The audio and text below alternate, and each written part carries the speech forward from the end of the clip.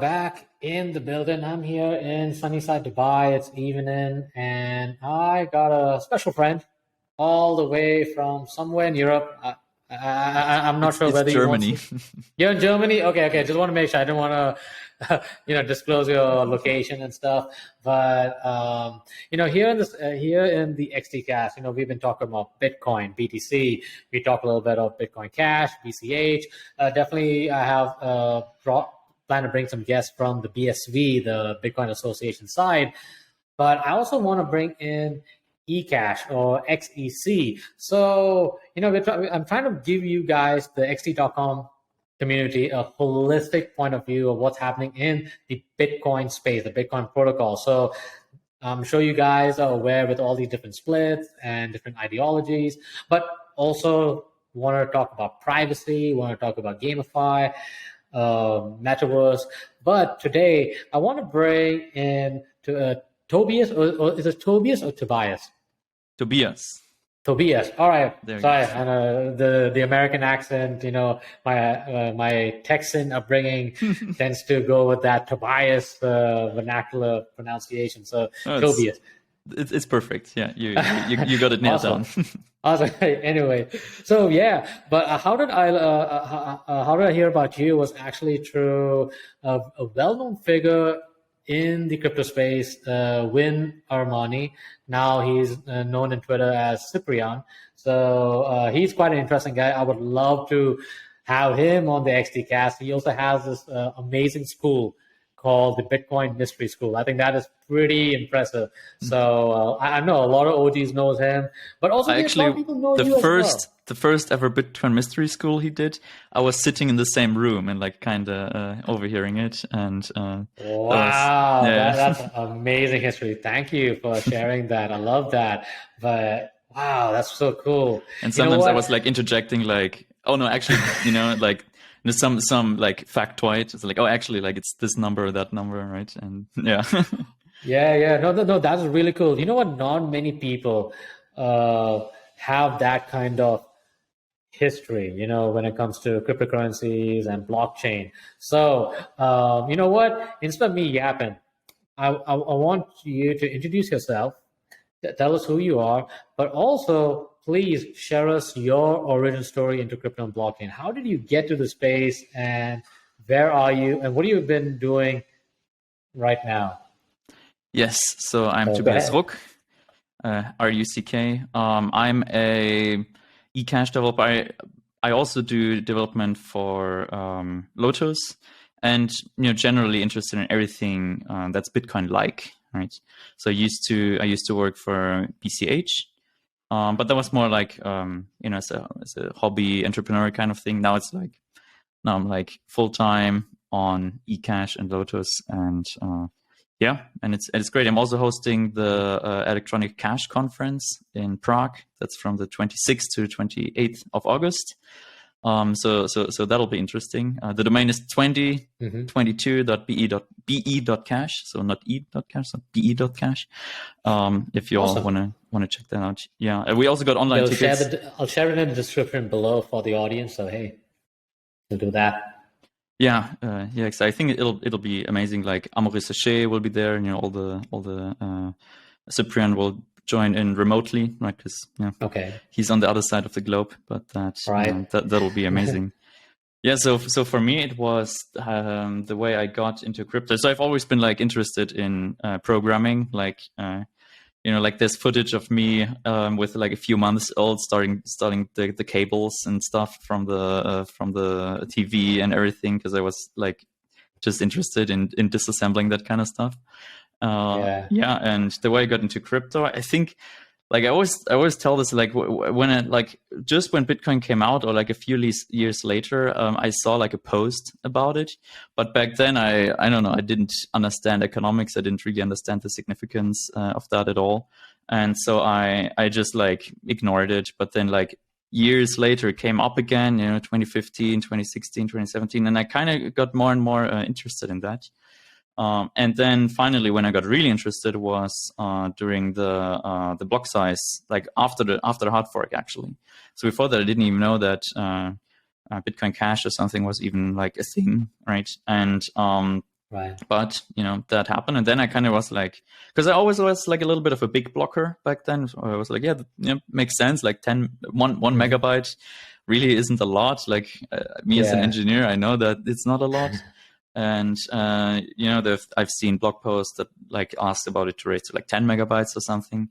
And then Bitcoin Cash came along.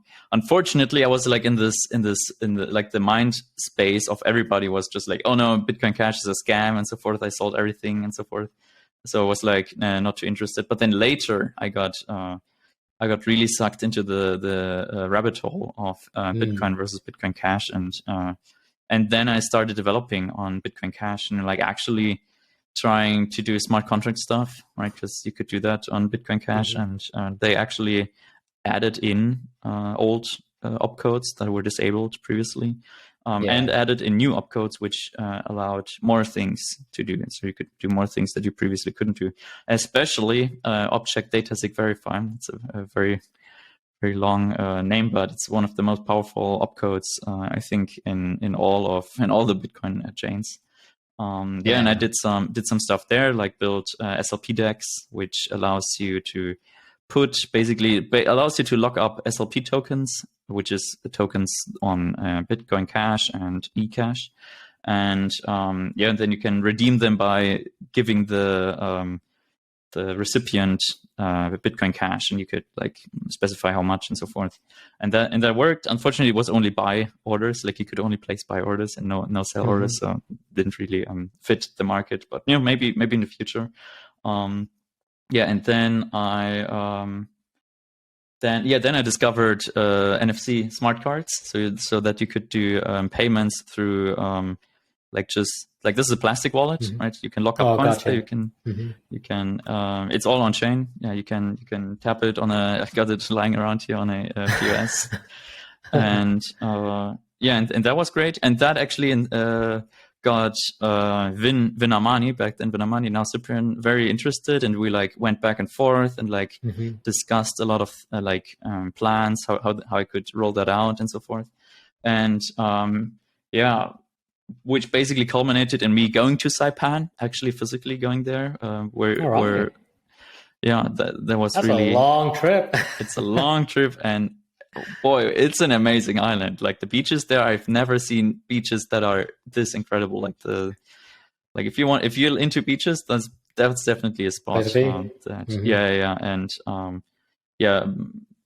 And there, we experimented with onboarding. We actually rolled out at one merchant the NFC solution. I made some payments here and there. But then, complications were mainly visa related, right? Like it's very difficult for an entrepreneur to get going in the US, because you only got like this short time frame to do anything, and they always grill you at the border if you're entrepreneurial. And then the Bitcoin, the eCASH fork happened, and it was kind of in the peripheral, and I always was like in that camp, right? I always was like, okay, this is, if we want to become money, like the money, then we can't just be a community funded project that just funded by generosity, and that'll just corrupt after like 5 years. It'll just be like very hard to have a consistent, because it'll be very political, right? It'll be very political all the time. But if it's not that, it'll be a different kind of political, but it'll be more serious, right? It'll be we got this, we got this kind of thing, and we need to allocate funds. And for me, it was obvious that we do have to have that, and so I went through that war, and and then was like, okay, like those guys really need a lot of infrastructure, and started working on infrastructure, and and that's what I'm working on now partially, and it's good fun. I like the eCash guys. Awesome. Tobias, thank you for sharing sharing that origin story, and also giving a little insight about Bitcoin Cash and eCash. I guess I wanted to go a little bit into the history, but I mean, just for my XT.com community, just to give them understanding. If it's all right to ask you to give, I know it might be a tall ask, but kind of give us an oversimplified answer to, okay, what's the difference with Bitcoin Cash, BCH? Let me throw in Bitcoin Satoshi Vision, BSV, and eCASH, XEC. If you can please enlighten us, I think that'll be really helpful. Yes, absolutely. So where do I start? Yeah, maybe Bitcoin Cash, because then we can go like in chronological order, like the way the forex happened. So Bitcoin, small block vision and basically store of value. But then we had the split between Bitcoin and Bitcoin Cash, and Bitcoin Cash was basically like we got the scripture, we got the text from Satoshi, and it's like, no, like this is intended to, like, the block size is intended to be scaled, and Satoshi already suggested to scale it, like to increase the block size at like block 100,000, which is like way in the past. But that never came to fruition. So Bitcoin Cash, basically, we want to scale on chain big blocks and so forth. And and also like. Now, I think it's like also, okay, we got to also do a bunch of other things. So that is, I think, where I would disagree with Bitcoin Cash, that they like want to do everything at once, kind of. But they also don't really have the resources to do that. So it's so that's like a little bit of the conflict that I see. Then I just recently had a discussion with a Bitcoin Cash guy, and he also is like, yeah, no, like that's an issue. Like, we want to do everything at once, and but other than that, that's like the idea of Bitcoin Cash. Then there was the split between Bitcoin Cash and BSV. So before the split, it wasn't clear who would get which name, but it became that BSV didn't get the ticker, so they basically forked off in that. Like, forks are kind of like equivalent, right? Like, technically speaking, there's no difference. There's no forking off in this case, at least. But like socially, right? Like they kind of left the community, and the same with Bitcoin Cash later in eCASH. So again, like eCASH kind of left the Bitcoin Cash community. So what happened? So what's the difference between Bitcoin Cash and BSV? Basically, BSV has this vision of, let's go back to the core of Bitcoin, right? Like, how was it originally? How was it intended, right? Like, which opcodes, for example, even things like object multisig, which was added later, was like, no, like that's not part of Satoshi's vision, which I don't agree with. Like, we have to add more opcodes, we have to add more useful things, and also a lot of like one big discussion, and this gets a little technical, but one big discussion was canonical transaction ordering versus topological transaction ordering, and of course that sounds super technical, but basically it's how are transactions ordered within a block. And we know from information theory that canonical transaction ordering is more compact, right? So you can transmit it more efficiently. However, it like doesn't have some other kind of information. So canonical transaction ordering, more compact. Topological transaction ordering, less compact, but it is how Satoshi originally designed it, right? Satoshi originally went for topological transordering. So then that was one of the issues. Like, why don't we go for canonical transaction ordering? Like, that's obviously more efficient. So let's do that. However, the BSV side was like, no, like we wanna have it original, as in as the original vision of Satoshi, which I appreciate. It's like a very let's go that way, and I think that's the idea. Also, to have like no block size cap at all, and just have it through the incentives of the system. Whereas Bitcoin Cash currently has a 32 megabyte limit, which let me get a little bit of the sun out of my face so it's not overbloomed. I think this might be better. Yes, and like very large blocks. I think currently it's unlimited, if I understand correctly. It's I think it is unlimited. I think when it comes to BSV, the largest block they have, I guess, mined or whatever, was like 4 GB. 4 gigabytes. Yeah. Yeah, exactly. Whereas Bitcoin Cash, I think they're more like, let's wait until like the blocks fill up naturally, and then we can raise the block size again, which is very similar with eCASH. So that's the difference. Makes sense, or do you have like something? No, I think that's fine. more? Yeah, I think that's good. I think you covered Bitcoin Cash, you covered Bitcoin Satoshi Vision or BSV. Now, hey, let's talk about eCash. Let's talk about what's the unique selling proposition of eCash and what makes it different from BSV and BCH and BTC. So yeah, please take it away, sir. Yes. So so I think the differences between Bitcoin Cash and eCash are a bit more nuanced. So at this point, we really have like a similar vision. So BTC and BCH, very divergent, like completely different philosophy. BSV and BCH, more similar, but still like the spirit is quite different. Between eCash and BCH, we really get nuanced. We really get like, okay, like what is, like we have the same vision, but how do we execute it? Then it kind of like starts to differ. So so we had between BCH and BSV, we had a holy war. On eCash and BCH, we again had a holy war, and boy, that was an interesting fighters, one. Man.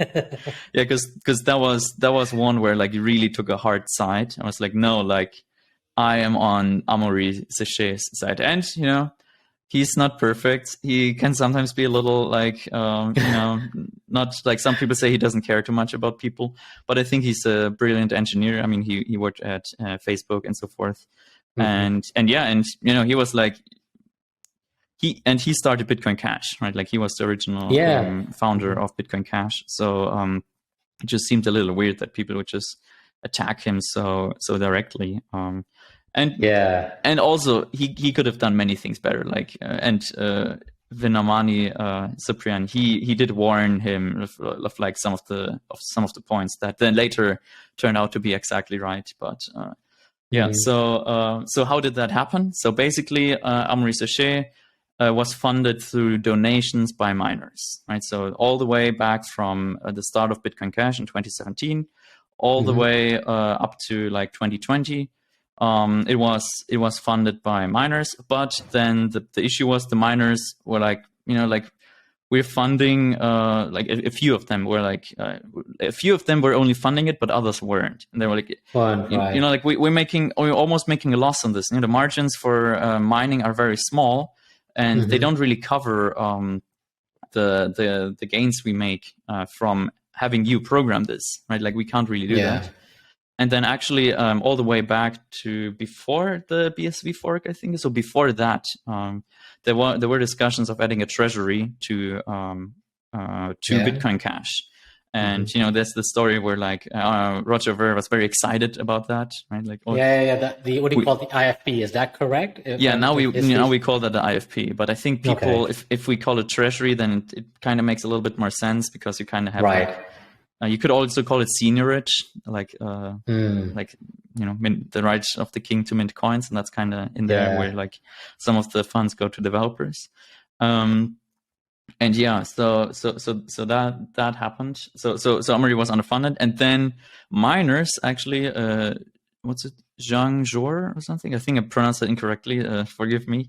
But he proposed the IFP. So that was the first time that was there, and it was actually 12.5% of the Coinbase. So way more than anything thereafter what was discussed. And and then it went from there. Actually, Roger Ver was one of the co-signers of that document. So he was like, I'm part of that. And after that, he was also very in one video he was very supportive of like the IFP.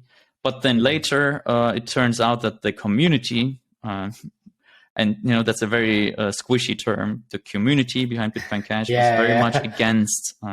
They were very much against the IFP. The IFP, right? Yeah, because it's a tax, right? That was basically the meme. Now it's a tax. We don't like taxes, man. Yeah, exactly.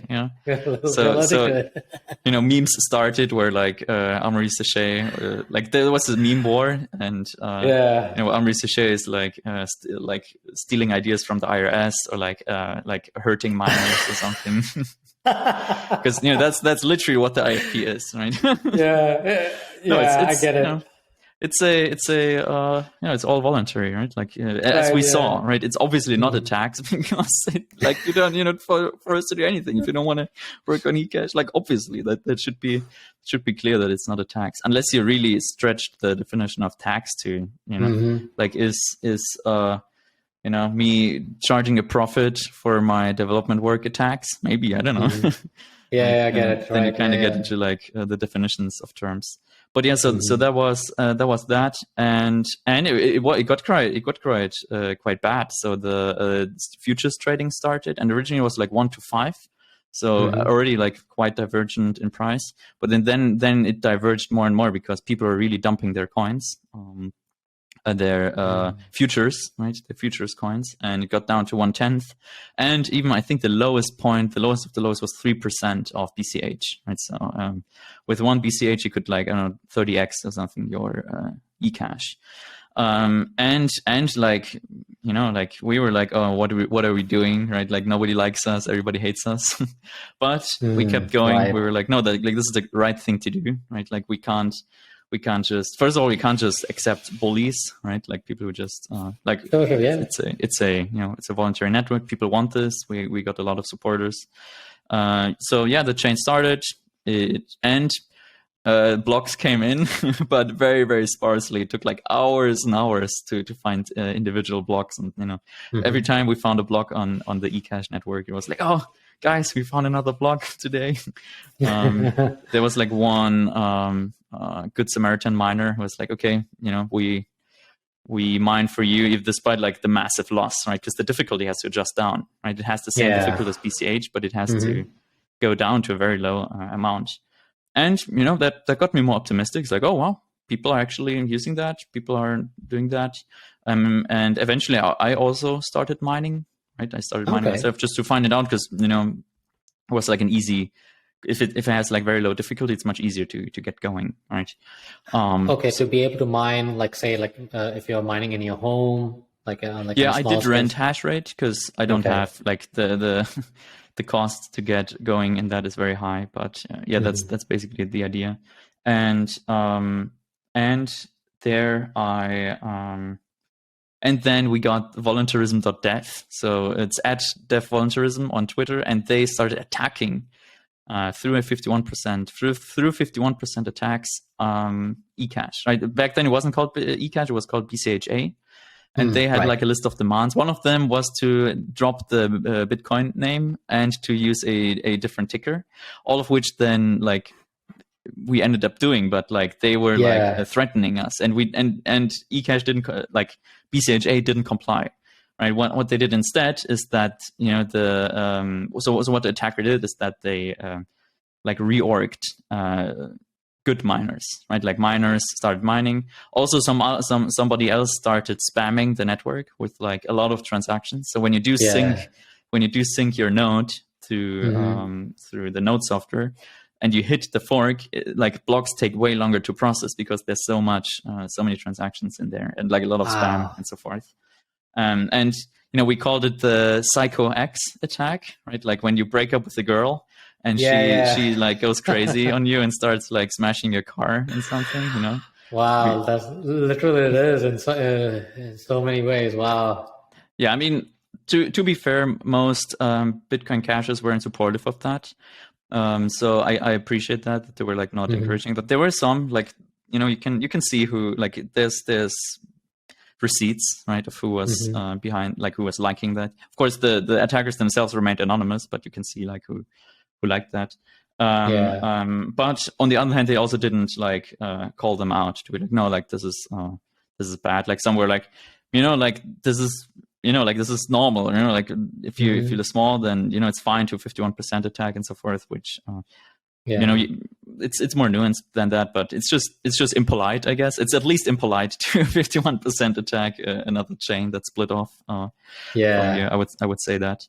But then, and I think that gets a little bit into eCASH, what the difference there is. And sorry about all the history, but I think it's just too fascinating. No, it is. I think that that history, I think. needs to be shared, because you'll never, the history that, like, for example, you, Cyprian, some other folks, like, you'll not see that on CoinDesk or Cointelegraph. I mean, to be honest, like, so Right.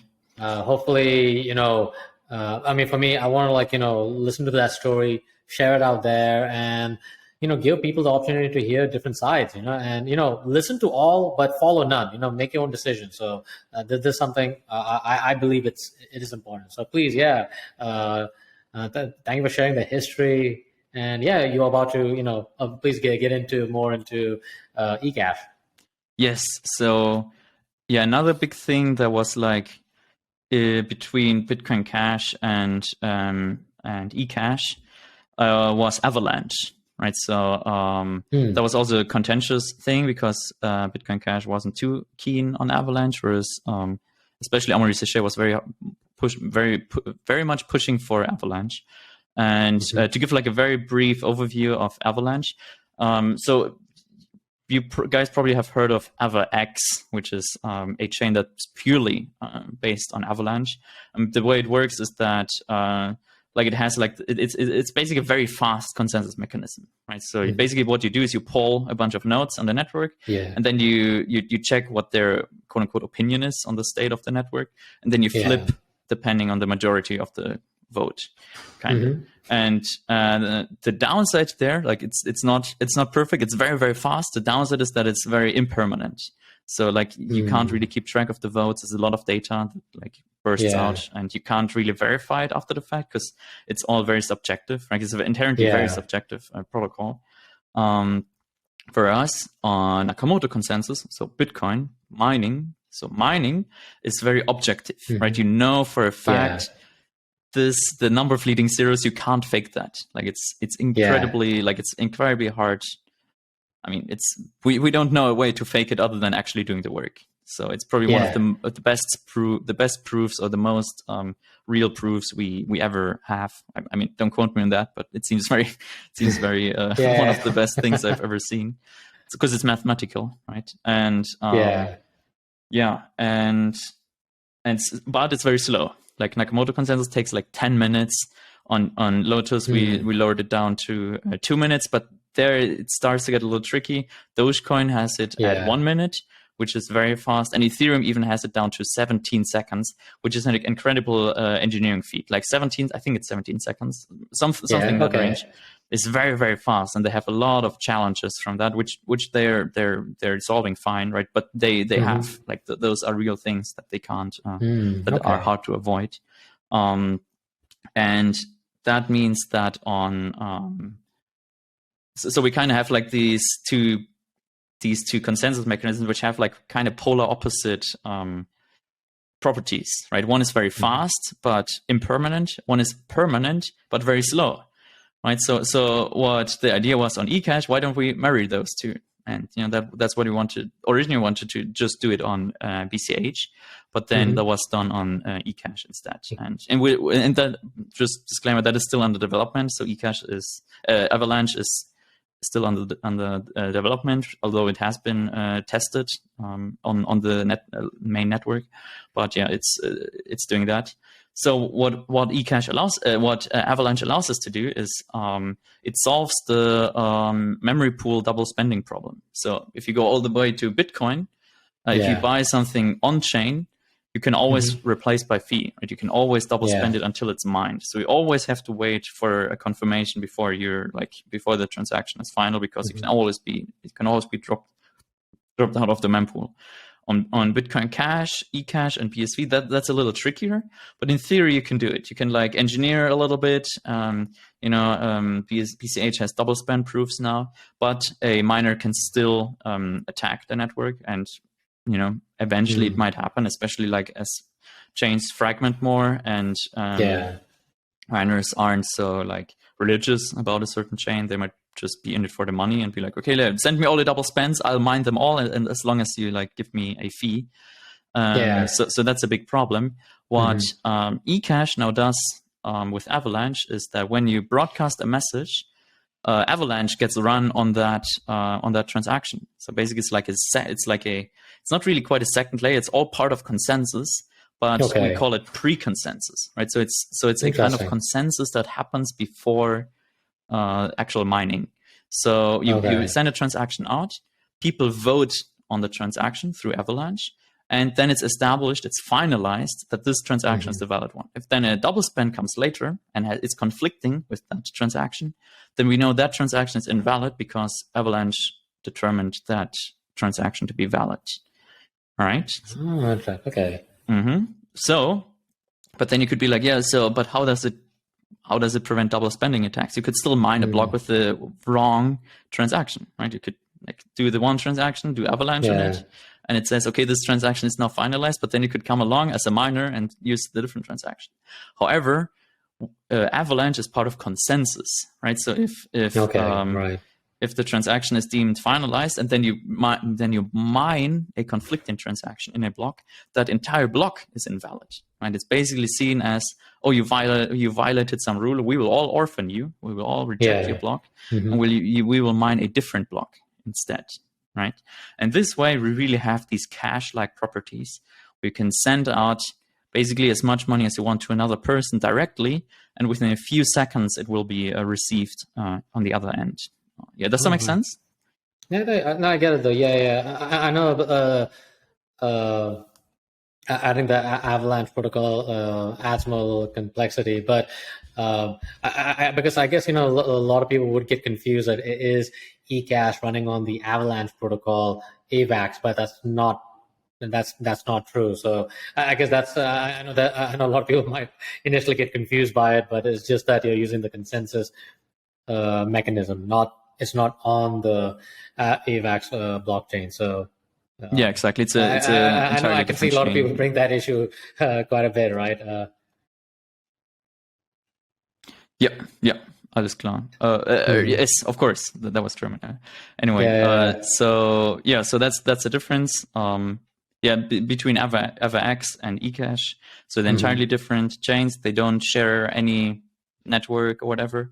The only thing they share is the way the consensus mechanism operates. Only that on eCASH we have both proof of work and not a Nakamoto consensus, Avalanche. Yeah, we've got Avalanche consensus and Nakamoto consensus, whereas on AvaX we only have Avalanche consensus. And then what that actually gives us is that on Avalanche you can't join the network without trusting the current state. You have to trust that someone is giving you like the current state of the network. And there's no way to verify that other than there's no way to go back the chain and be okay, is this actually what happened? Because that could all it could all be bootstrapped for free, basically. You don't have to expend any energy to do that. Whereas on eCASH, if you actually want to fake all the history, you have to redo all the proof of work. Right. So you can run back the entire chain. You can verify that the proof of work has been done. And if you want to fake the proof of work, you have to redo it. You have to invest these millions of dollars to do that. And then usually it's absolutely not worth it to do that. Economically, it doesn't make sense. There's no incentive to do that. Yeah. It's just, and it's trustless, right? You don't have to trust anyone other than the incentives. Whereas on AvaX, you do have to trust a few nodes that they tell you the truth. And in theory, they could always, how would you say, give and maybe that'll happen one day where the government forces them to change that history or something. I don't know. Right. Sure. I mean that possibility is there. Yeah.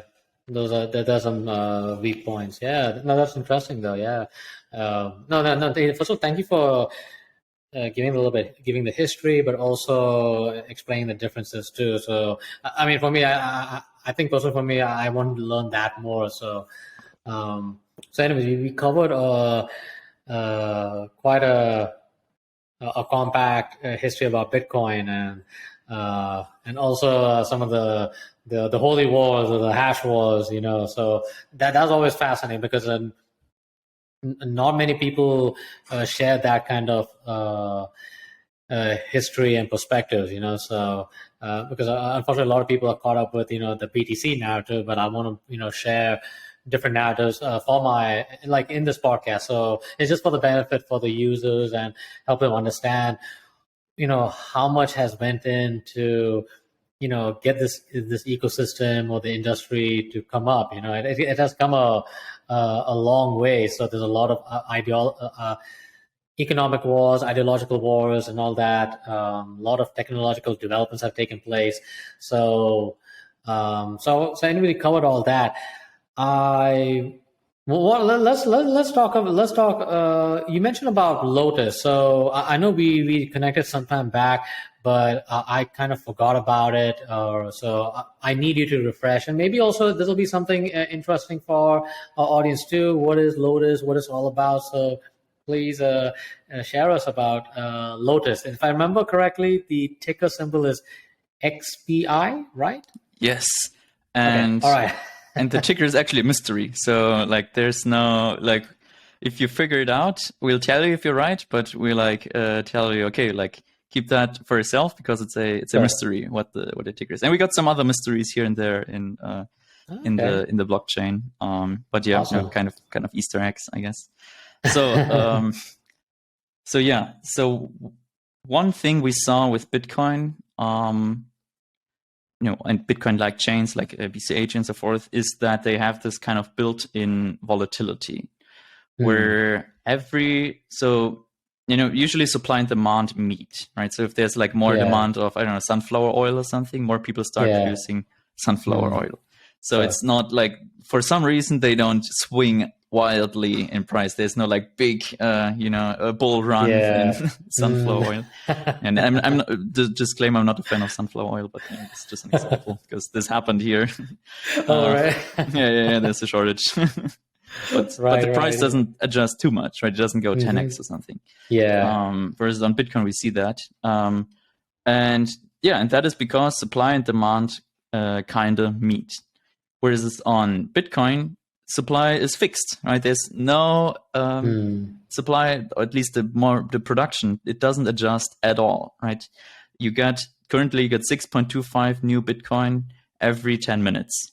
Whether there's a bull market, whether there's a bear market, whether there's a lot of demand, whether there's a little demand, it doesn't change at all. So what we did was like, okay, let's make it a little bit reactive to supply and demand. Of course, not too much, because then it becomes gameable very quickly. So just like, okay, let's put like a dampener on the whole thing.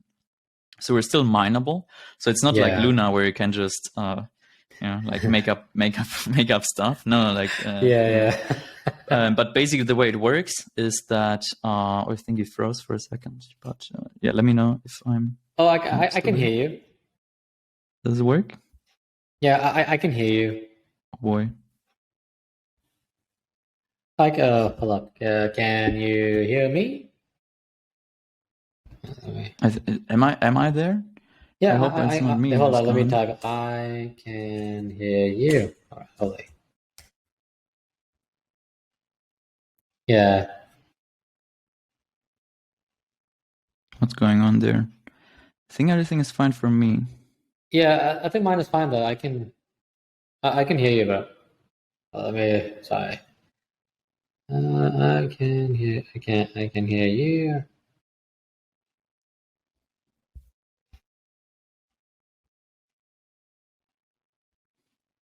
Okay, I see a picture of yours. For the delay. Oh, you send me a message. You can hear me.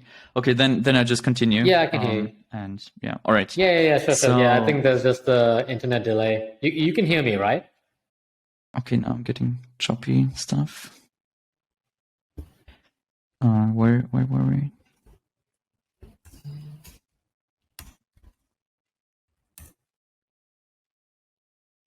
Okay. Okay. Yeah. Then I'll just continue. So. Sure. Yeah. Go ahead. Yeah. Sure. Yes. So we got the reaction between supply and demand. So what we do on Lotus is that if more people start mining Lotus, then that usually means the price increased or demand increased. If people are dropping out, less people are mining Lotus, then that means demand decreased. Less people are interested in it, the price went down. So what we do, we got this field in there, the difficulty in each block, and that indicates how much people are mining, right? Like if more people mine, then the difficulty goes up, it adjusts. If less people mine, the difficulty goes down. Less people mine, it adjusts to accommodate for that. And what we then do with the block subsidy. Oh, I think you're back. Yeah. What we do with the blocks subsidy. So the block subsidy is how many new coins are released from each block into the market. We have a we basically increase the amount of coins emitted. Yeah. If the difficulty goes up, so if more people mine, and we decrease the amount of coins emitted in each block if fewer people mine, right? Yeah. So this makes it like we call it soft stability. So it doesn't have like a peg, it doesn't have anything like that, but it has, it reacts to market demand. It reacts to if it goes up and down. So there's another project called Aragon done by Karol Czeszkowski, and they're basically 1-to-1. So it's basically pegged to the price of hash rate, kind of, right? Oh, like, interesting. Yeah, it's a very interesting project, very, very small, but the idea is basically to have a stable coin that is 1-to-1 pegged to the price of a hash, basically, kind of like, of course, like, I don't know, a million hashes or something. Yeah, and that way you can do some kind of commerce. They're doing a network upgrade soon, so that'll be interesting. But basically, that's the idea, and the way the way Lotus works, however, is that it's not 1-to-1 pegged, because then like there's not really this, like the number doesn't really go up, right? Like over time, the price doesn't really increase. So what we do is we take the logarithm of the difficulty. So what that means is that for every doubling in hash rate, so every time the hash rate doubles, the amount of new coins emitted into the system increase by 130. So we just picked 130 as a number. So every time difficulty doubles, and every time the difficulty halves, we decrease the number of coins emitted into the system by 130. And 130 is, the minimum amount. So at Genesis, it was, I think, 260 per block. Yeah. Does that make sense? Did you get that? Yeah, I did. Yeah. And I was just, listening though. So just kind of curious. Yeah, it was, thanks for sharing about Lotus, because I was just thinking about, when you mentioned about the stable coin, respect to the hash rate, that kind of threw me off. I thought that was, that was kind of interesting, because I guess, I'm so familiar with, like stable coins or whatever, either respect to like either US dollar or the euro, but it's interesting to, and the first time I'm hearing about hash rate. So that's kind of interesting. I'm assuming it is one of those. It is like kind of like an experiment in a way. Yeah, Aragon, I would definitely classify it more as an experiment. Lotus is like somewhere in between by now. I think like maybe a year ago it was an experiment, but now it like it has a solid community that is working on it. We got a active Twitter, we got very active Discord. And that's basically the idea. And the idea is that we have something that we can do commerce with, right? Like with Bitcoin, it's very hard to do commerce because it's so volatile. Of course, right now, Lotus is also very volatile, but that is because like it's very small. But it like during the bear market, the price didn't really change that much. Like it kept kind of stable. So yeah, I think that's somewhat of an indicator that it's somewhat working. And I'm curious how it'll look like in the future, like how it will develop, how people will perceive it, and so forth. And one of the big projects we have going for Lotus is Stamp. So I think that's the primary driver why we did do Lotus. And there basically the idea is that it's a messenger, right? I think I lost you again, but I'll just continue talking. You can please go. Please go ahead in the chat. So it's a messenger, but it's a decentralized and end-to-end encrypted messenger. So, Signal is not decentralized. It's, it has one node. However, Stamp, it's fully peer-to-peer. So when I send you a message, the message goes actually to my machine, right? It doesn't go to, if I want to. I could actually, of course, use somebody else's server, just like an email, right? Like an email, you can run your own server. But with email, you have the big problem. I did that. Like I run my own email server. You have the big problem of spam, right? You get like a lot of spam messages right from the gate, and like really nasty stuff, right? That you don't want to have. Oh. And and with and how do we prevent that? On Stamp, we actually prevent it in a very simple way. Every message you send, it has to have a tiny bit of crypto. In our case, Lotus. Right? So every time you send a message, you have to attach, like, I don't know, 1 Lotus or whatever, which currently is like, a 10th of a cent or something. You have to attach that to the message. And if you don't, then the message is not valid, right? It's considered, not following the protocol. And that way you really prevent spam, because if you want to send 1 million emails today, you just push a button and boom, it just broadcasts to everybody. Like at virtually no cost. If you want to send 1 million messages to 1 million people, and you have to pay let's say 1 cent, just for the sake of argument, you very quickly, like I think in this case you pay like $10,000, right, to send all of these messages, which is huge. And 1 million emails, anybody doing email marketing, it's not that that's that crazy. But $10,000 for that is quite pricey. So for some cases it makes sense, right? Like if you really want to reach 1 million people, then 10,000 maybe for some kind of marketing or whatever, that makes sense. But just for something uninteresting, then it doesn't work. And for your friends, like if I talk to you back and forth, like I will send you a message and it costs 1 cent, and you will send me a message back and it costs 1 cent, and you will just move that 1 cent back and forth all the time. And and you can what you can also do is that you can rank order messages. By the way, I see your back.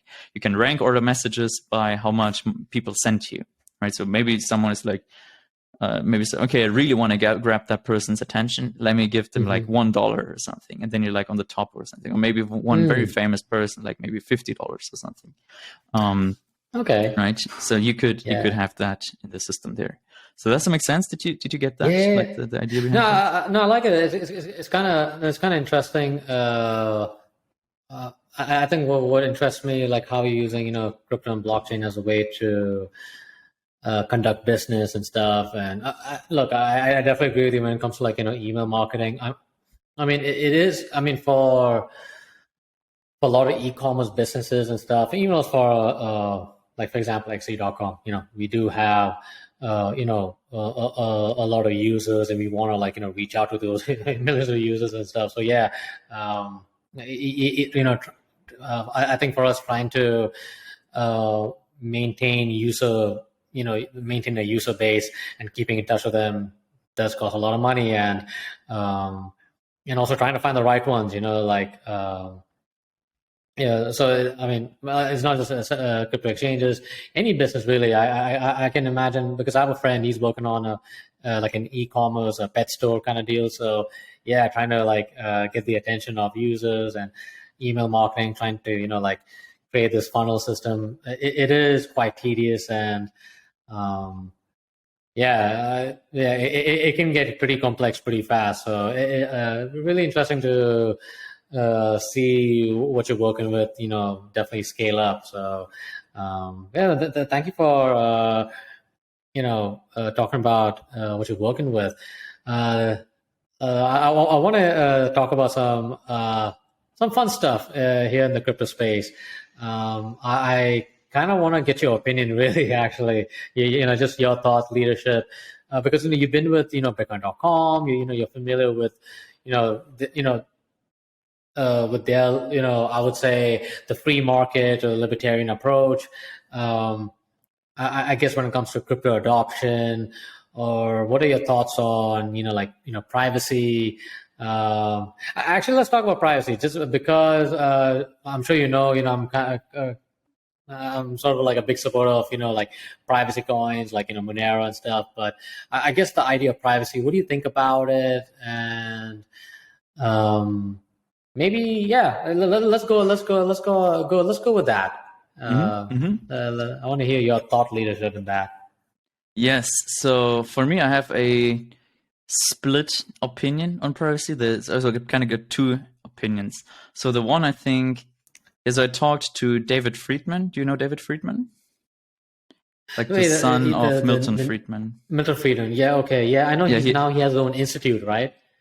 I think so. Yeah. So David Friedman, he was at LibertyCon in Prague, and like I approached him and asked him something like that, like what is important for crypto, basically, like very, very simple. And he was like, no, anonymity is very important, because then you can basically run a separate economy that's like detached from the current, centralized controlled economy.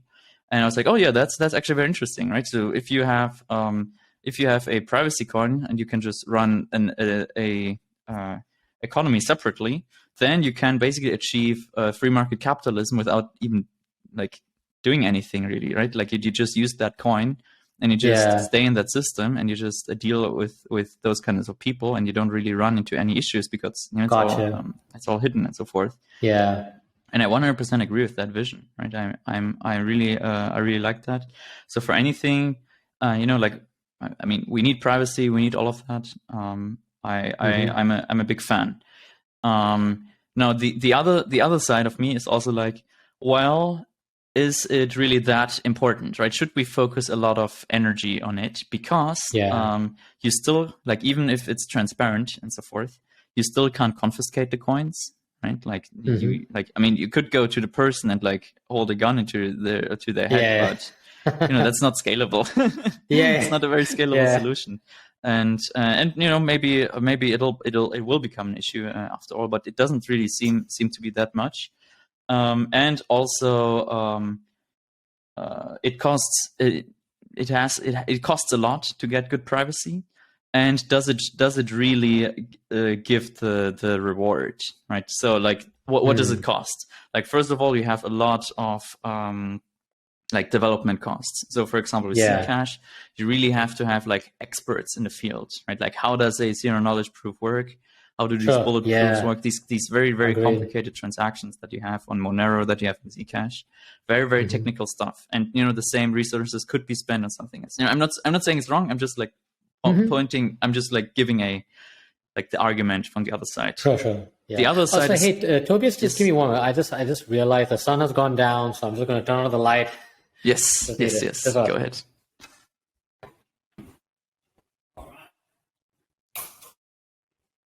All right.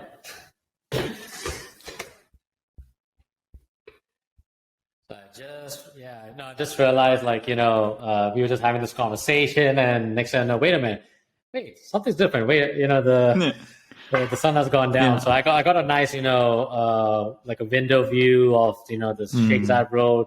So I can see the waters and stuff. So kind of, we're not that super fancy, but hey, we try to be. The view from the office in Dubai or from offices in Dubai must be pretty good. Yeah, I saw you were getting a little darker, but yeah. So the So the other thing is scalability. So we know from and I could get into that a little later. We know that the UTXO model from Bitcoin is highly scalable. Like, it's very, very scalable. We can. There's Project Hamilton, which kind of verified that, and they were able to get 1.7 million transactions per second on 32 AWS instances, which is very, very remarkable. Like, that's way more than we ever need. Right? It's way more than we ever need. So they were able to verify. I just want to take you back. I just want to take you back. Take us back because the XE.com community.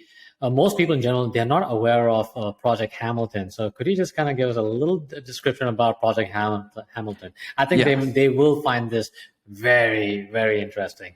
Yes, so I'm glad we're going that side way, because that actually, like Amory Sachet and I, we made a a very thorough video on the technicalities of that. Really? Yeah. And it's like one of my most clicked videos. Because it actually goes into detail. Okay, how do they do that? How is it working?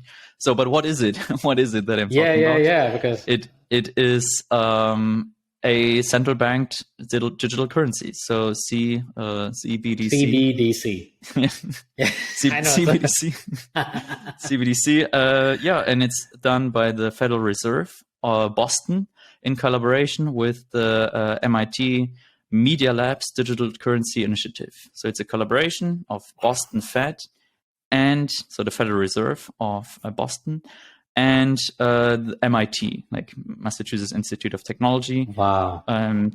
Like Media Lab's Digital Currency Initiative. And basically what they did, they actually hired a few Bitcoin developers, BTC guys, in order to build a system that has two things: fast transactions, so within a few seconds. So they don't have milliseconds, but like 3 seconds, 5 seconds. And more importantly, highly scalable. So it should be a system that can handle millions and millions of transactions per second. And the way they designed is they for them the sky is the limit. They could go 10 million, they could go 100 million transactions per second easily, and which of course is crazy. So how did they do that? Yeah. Right? So how were they able to achieve these kinds of throughput? And here comes the interesting part, and we get a little bit back to eCASH again. The system they proposed is like you could do different kind of systems. So you could do like a bank account where like every person has like an account, and then you update the system, or something else, like whatever. But what they went with is they picked the UTXO model of Bitcoin. So their data structure looks the same. Like their transactions look the same as a Bitcoin transaction, kind of. Like there's a few tweaks in here and there, but that's the interesting thing. Their transactions look very, very similar to Bitcoin's transactions. And why did they do that? Why did they go for that?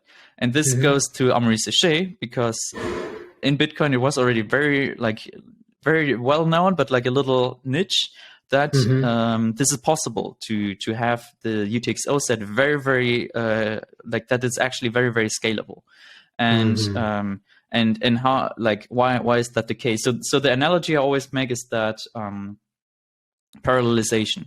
So if you want to have high throughput, if you want to have this 1 million transactions per second, then you have to be able to process them in parallel. So nowadays, multi-core is totally the standard. I think even this MacBook Air has like 8 cores or something, but on like servers or something, I don't know, 24 cores or something. It's totally standard, and that's just one CPU. If you like have, if you scale up a little bit more, then you get like hundreds and thousands of cores. So for that, it's very, very important that you're able to utilize all of that. Right. Yeah. And the analogy I make, so that's what is parallelization. So imagine like a Daimler. I used to work at Daimler for like a month or two, where like they produce like bolts and nuts and whatever through these machines, and how would you speed that up? Like say you have like 5 people, or like 1 guy working on there. And you could speed that up by just having more people there. So you get less errors, you get less, you get like more reliability, like, and maybe they can take some work from there, or maybe you could make the machine faster, right? Like maybe it goes, it just pumps out more things at a time. But at some point you just hit a limit, right? And especially if you if you imagine like 50 people working on one machine, it just like they get in the way of each other, and it just doesn't work at all. Yeah. But what is parallelization? You just have multiple machines, right? They just produce all the stuff in parallel, and then you don't have these like interferences and so forth. And what was discovered like back in 2015, 2016, and Amaury Séchet actually made a presentation way in the past about that already. It's called, I think, A Journey to the Moon or something. Like if people wanna search for that. Like at this point it's like part of history, kind of, because it's so old. Right? It's almost 8 years. And there he described a system that is impressively similar to what the Federal Reserve is now building. And there Yeah, as I said, they have the UTXO set, and the way the transactions are structured is that like you can basically disassemble the transaction and send it out to different cores, to different machines. Then they come back, and then you basically know like within a few seconds in total, like the whole journey, if the transaction is valid, you've updated the state of the monetary system, right? The state of the US dollar, and you return. Does that make sense for Project Hamilton? I think no.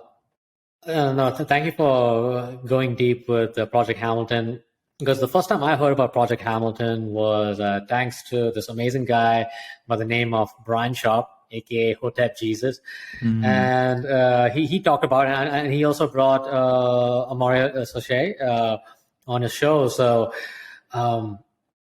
gosh, like not many people realize how big of a deal it is. So sorry, so I apologize for the stuttering. I'm just like, I think we're kind of like way ahead. Not many people realize, like, I mean, what are you talking about? You're way ahead the curve, like seriously, way ahead of a curve. Even Omri, talking about this like in 2016, 2017. So yeah, so thank you for sharing that, because from my side, I do want to bring this out and get people really educated on this. And especially for me, I'm not a big supporter of CBDCs, just because there are too many negatives for me. I mean, there's so many things we can talk about it, which I guess and we already see it. We already see it in. Like it's very simple in my view. Basically, there's 3 operations in Project Hamilton. Like they publish the code, right? It's all visible. C++, you can read it. Okay. It's open source, right? I think even MIT licensed, which is funny because they're MIT. And so basically they can. So they got 3 operations. They got mint, where you can create new coins, basically out of nowhere. And interestingly, those are indistinguishable from. So this is how they increase the money supply, right? That's what a Federal Reserve has to do. But the interesting thing is that those are indistinguishable from all the other coins in the network. So if you don't know if you have some freshly minted coins, or if you have some old coins that have been around forever, like The second one, of course, is transfer. That's what we do in Bitcoin. We move coins from one place to another. And the third one, and I think this is very interesting, is redeem. Redeem is decreasing money supply, so removing it out of the monetary system. However, the interesting thing is who can execute that command. And it is, lo and behold, the Federal Reserve, right? So the Federal Reserve can nuke individual coins as they want, right? Oh my goodness! Right? Okay, so already my... Right? So that is very, very scary. And the crazy thing is that you don't know, right? Like there's here's another thing. The Federal Reserve actually doesn't store account balances. They don't store public keys of the owners. They don't store the account balances and so forth. But what they do store is they store the hash of that. They call it UHS, user hash set. No, UTXO hash set or something. So what does that mean? So first of all, if you lose your transaction details, so not even your private key, you have to store all the transaction details, right? So you can't restore it just from a private key. You have to store the transaction details, which is a UX thing, but But the second thing is you can't audit the money supply. It's hashed. Oh, this is fantastic! Right? It's perfect. You can't go through then they can basically like, oh, Ron Paul, like 100 years old. Now we allow you to audit the FAT. Right, here you go. It's all there. We give you all the access. You can look into everything, and they're like, this is all hash. Like where's the money at? And they're like, we don't know. Like this is for privacy. Like they always say, oh, this is for privacy, right? Because the Federal Reserve. Wow, man, right? They're on the privacy game too. Oh, yes. Man. only the privacy is one-sided. Oh, man.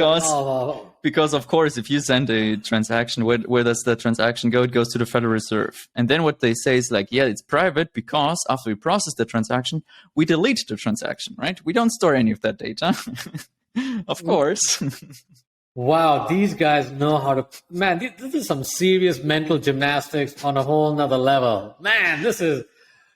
and people aren't too aware of that. Like I talked with, Naomi Brookwell, great, like love her, but she was like, oh, I'm curious how they solve the privacy issues, and I'm like, yeah, they don't. Like they pretend they do, but it's just all like it's all mumbo jumbo. It's like, oh, here's how we achieve privacy. And it's like, no, like you just store the transaction somewhere else, and probably they're not even legally allowed to store all the transactions, so they just pretend they delete it. Oh, but, wow. Okay. You know, like how hard is it to have like some server farm running somewhere else that just because it's way too valuable. That data is way too valuable. Yeah. If it's like all in one place, having a look on the entire economy, like even just all the pre-execution of like just predicting markets, all the machine learning you can do, like it's it's incredible. Like they would never ever delete that. Also, they're at MIT, right? Like the MIT will be giving them new kinds of protocols, new kinds of machine learning algorithms in order to improve the way the data they can extract from there. Yeah. Wow. I'll tell you what. I don't think my community at XT.com, they're ready for this yet. I mean, I'll tell you this. The good thing is we got a lot of new users coming in, which is great for crypto adoption and all that stuff. But, one of the challenges I always face over here is, I guess in one side, it's a good thing they don't carry the burden, the history, the baggage that we both carry, or many others too. So they're not, but unfortunately, they're not aware of the financial voyeurism that's taking place. They're not aware of, some of the negative points. I personally, in my point of view, when it comes to CBDCs and, already I know a lot of people, now they are kind of catching up to owning your own data. I mean, there have been, at least a good movement from the Web3 space and the metaverse space where they talk about, data ownership and where, instead of like, big companies like Google and other Web2 companies, they are profiting from the data. You in the Web3 can get it.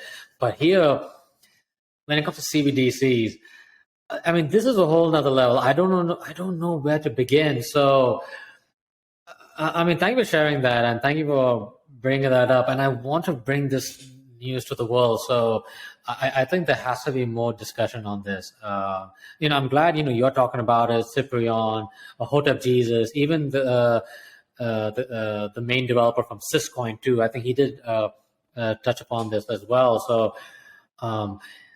I think it was fascinating. They kind of took a part of Bitcoin and turned it into a monstrosity in my point of view.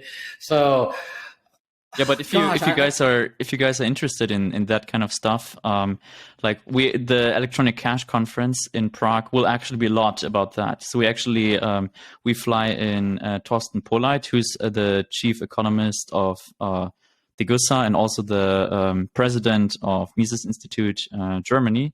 So he's he's an economist, but he's also warning about CBDCs and yeah, like we try to get all the people who are interested in that, who are like experts in the field, talking to each other.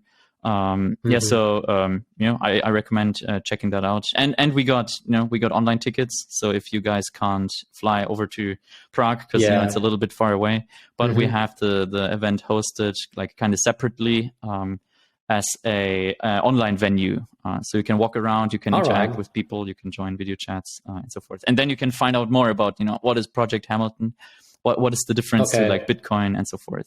Yeah, I think that would be interesting. No. Thank you for sharing that. No, absolutely. We'll definitely share the events, the links, and every other relevant information in the description below. So definitely, y'all need to like, subscribe, and please share it. Because I think that's something Man, we really need to get that word out. So I know we can hop on, CBDCs a lot, and it is interesting also. I love how they use the verbiage of privacy too. I mean, they use. I felt like, for many years being in the space, like there's so much of narrative control. Like they use all the libertarian words and, like thought process, but twist it around as something else, So, I mean, what are your thoughts on that? I mean, like, I would love to hear from, what do you think about it? I mean, do you agree, disagree, or do you have any other, like...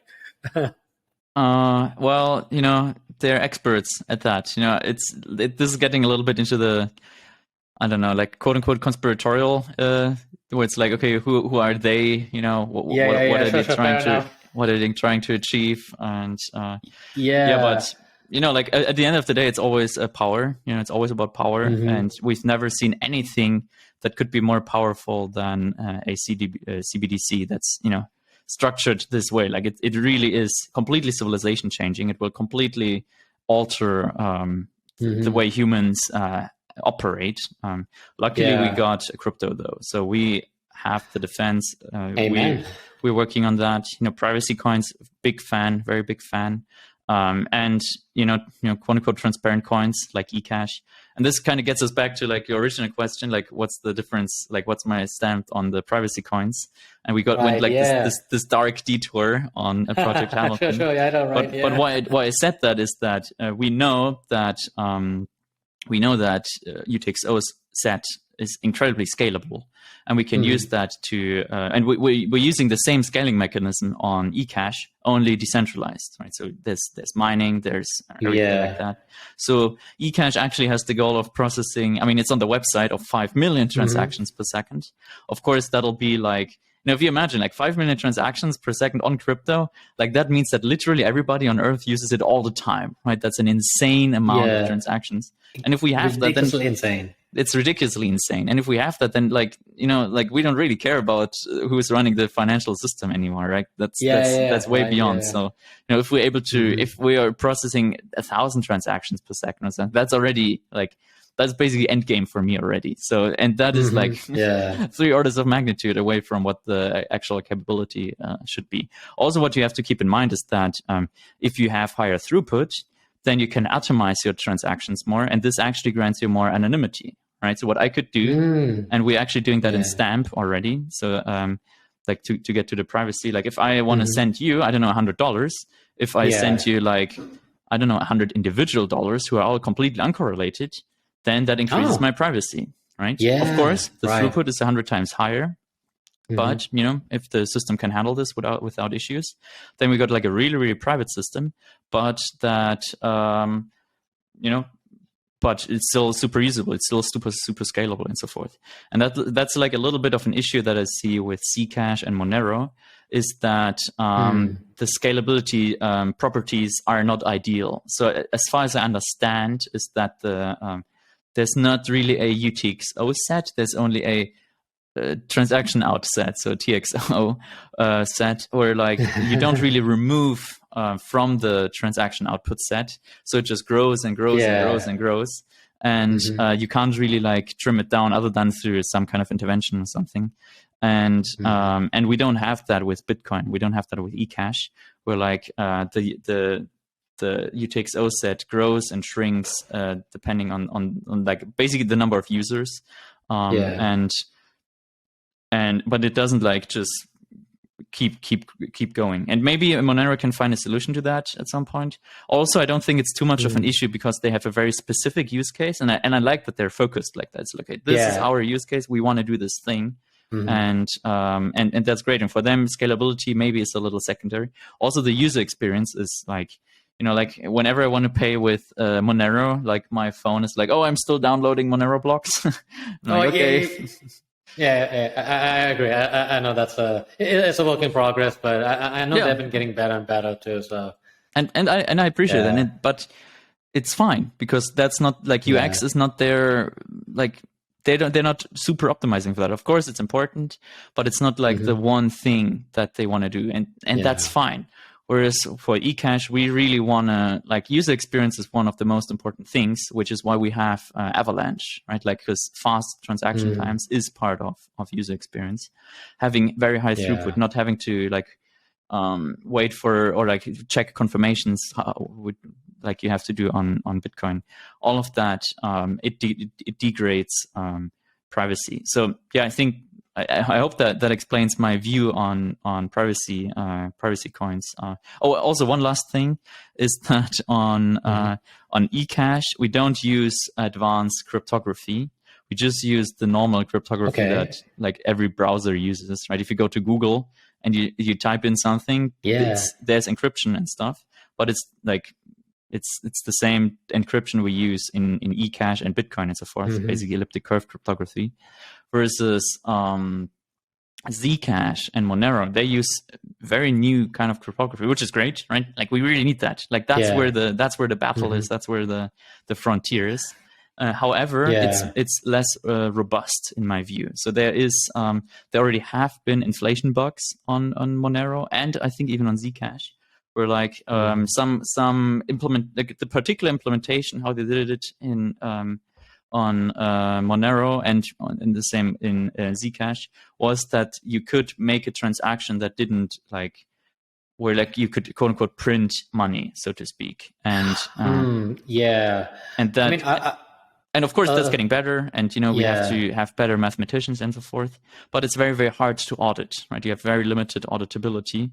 Whereas on eCash, you can just add up, like it's transparent. You can just add up every transaction. Okay, did this increase the money supply? Like input is equals to output or less than, then then it's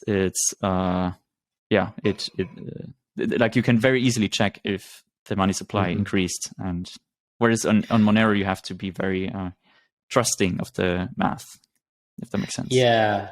Now, I guess, there have been some doubts about Monero's inflation stuff, but I do remember Zcash had an issue, but it took about maybe around like 2 years to solve that inflation bug issue, I think. I remember talking to, I had previously the guest from Ruben Yap from Firo Protocol, which is a kind of like a privacy-centric blockchain. So he didn't mention about Zcash. Had that issue for maybe like 2 years.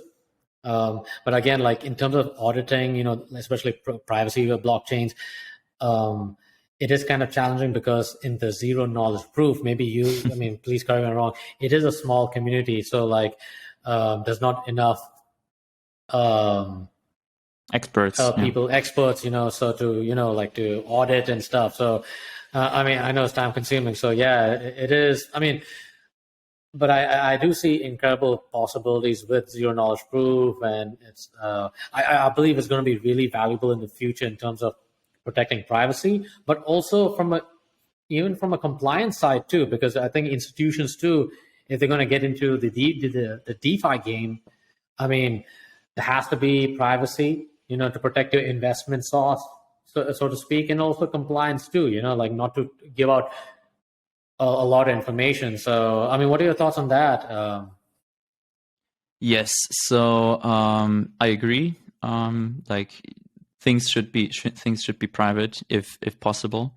But it's a trade-off always, right? Like you can't get something for free there. And also your data leaks everywhere. Like it's very, very difficult to remain private, in my view. Sure. And if you want to do that, then that's perfect. Right now, I'm using an iPhone. I'm using Apple products, and I know that they're just storing everything. It's just like, okay, like I currently don't really need to be super private right now in my current situation, and I know that I can probably like engineer my way to privacy quite efficiently if I want to. So currently, I just like live an honest life, right? Like if people want to get dirt on me, they have to lie, right? That's my current that's the way I want to operate. Yeah. And yeah, so I don't know how else to do that. But if you do want to stay private, then it's great that we have these technologies, and eCash, like I think I didn't mention that, like eCash also wants to add a zero knowledge subchain, I think it's called. So Avalanche allows you to have like separate networks that use the same currencies. You can like funnel. It's basically like a side chain, right? Like people wanted to do that on Bitcoin, but the technology just wasn't there. So what you have is like Liquid, which is like very centralized. But with Avalanche, we can actually do it properly with, like without big trade-offs. So there, what we want to do is like you can basically move your coins to the side chain, and there it's fully private, right? There it's like we have these zero knowledge proofs. You can transfer money anonymously and so forth. And then if you like want to redeem the coins, you can send it back to the main chain again. And that way you you keep a lot of your privacy. You don't lose that. And that's what I'm looking forward to on generally, right? I hope that makes a little sense. Like it's a trade-off. Like you can't get privacy agreed. for free. I think I guess when it comes to building blockchain, especially zero knowledge proof privacy, you're right. It is a trade-off. I have talked to some other folks in the zero knowledge proof space. They state the same thing. What you just said. It is a trade-off. So. But interesting. It is interesting to see the level and growth. The application of zero knowledge proof. I'm kind of excited about that. So I'm trying my best to understand zero knowledge proof and see where it goes. So I'm excited to see that take place because I hope the narrative of owning your data and also privacy does rise. So, but anyways, you know what? I know we've been almost like an hour and a half. Probably this is crazy though. But before you go, any words of wisdom you would like to share to the XT.com community? That's something. And just some words of wisdom for me as well as the XT.com community. Yeah. So focus on building a community around you. Like focus on your family, focus on friends, focus on like having connections with people you especially meet in personal life, because I think that is something that we all, especially in crypto, quickly forget that, like things will get tough. Like we can see that like in the future, you have to have like this fallback net of like if once things get tough, once, the central bank digital currency and so forth rolls out, once the supply shortages get out. And always focus on like being spiritually ready, I guess is the correct term to use there.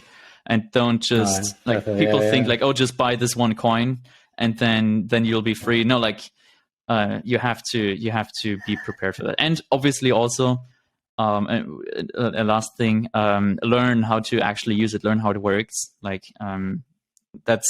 that might be a shout out to Bitcoin Mystery School by Cyprian, which is excellent. All right, and he's revamping that. And nice. Of course, definitely put the links below. And of course, the electronic. Okay, sorry. Go ahead, please.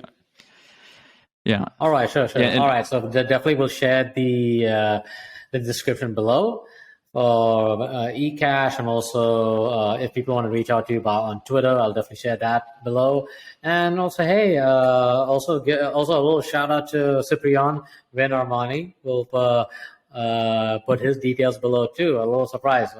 But yeah, before we go, I just want to ask you. Hopefully, maybe in a month or two, I actually would love to have a sort of a panel.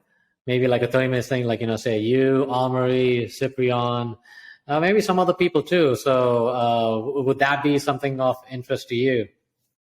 Yeah, absolutely. I mean, I'm so interested in that I'm doing it myself at the Electronic Cash conference. Right? I'm like, okay, let's get together the smartest brains, and let's do that. Totally. I'm 100% for that. Also, maybe get like some differing opinions. Like.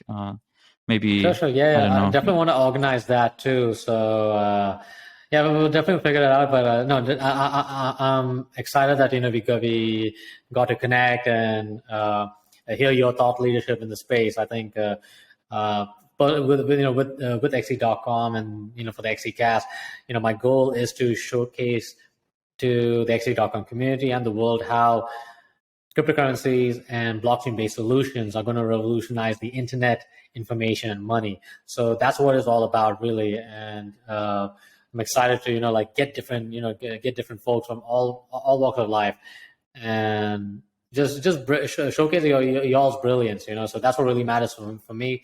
So Toby, thank you for taking the time, and we'll definitely share a message to the world. So thank you so much. So anyways, I know we gotta go. So XE.com fam, y'all be good, y'all be safe. We will talk to you soon. Bye for now.